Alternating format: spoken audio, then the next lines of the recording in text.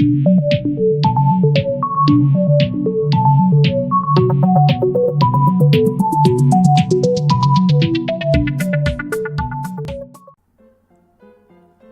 Red Riding Hood by an anonymous author. Brought to you by Audiobooks TV. Narrated by Riah. There was once a sweet little maid who lived with her mother and father in a pretty little cottage at the end of the village. At the further end of the wood was another pretty cottage, and in it lived her grandmother. Everybody loved this little girl.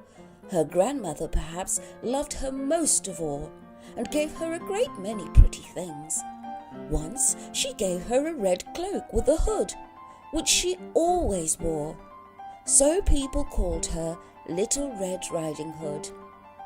One morning, Little Red Riding Hood's mother said, "Put on your things and go to see your grandmother. She has been ill. Take along this basket for her. I have put in it eggs, butter and cake and other dainties." It was a bright and sunny morning. Red Riding Hood was so happy that at first she wanted to dance through the wood. All around her grew pretty wild flowers which she loved so well, and she stopped to pick a bunch for her grandmother. Little Red Riding Hood wandered from her path and was stooping to pick a flower when from behind her a gruff voice said, "Good morning, Little Red Riding Hood." Little Red Riding Hood turned around and saw a great big wolf. But Little Red Riding Hood did not know what a wicked beast the wolf was, so she was not afraid.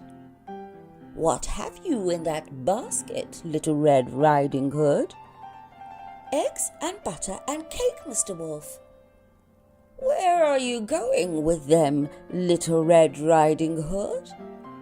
"I am going to my grandmother, who is ill, Mr. Wolf." "Where does your grandmother live, Little Red Riding Hood?" "Along that path, past the wild rose bushes, then through the gate at the end of the wood, Mr. Wolf." Then Mr. Wolf again said, "Good morning," and set off, and Little Red Riding Hood again went in search of wild flowers. At last he reached the porch covered with flowers and knocked at the door of the cottage. "Who's there?" called the grandmother. "Little Red Riding Hood," said the wicked wolf. "Patch the latch, open the door and walk in," said the grandmother. The wolf pressed the latch and walked in where the grandmother lay in bed. He made one jump at her, but she jumped out of bed into a closet.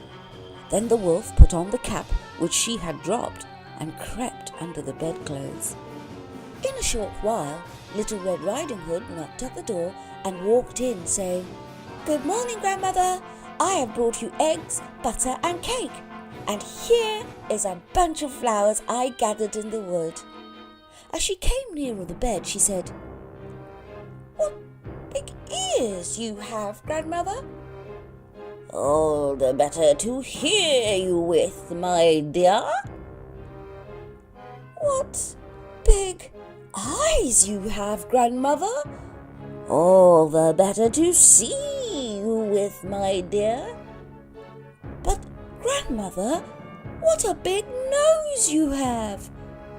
"All the better to smell with, my dear." "But grandmother, what a big mouth you have." "All the better to eat you up with, my dear," he said as he sprang at Little Red Riding Hood. Just at that moment, Little Red Riding Hood's father was passing the cottage and heard her scream.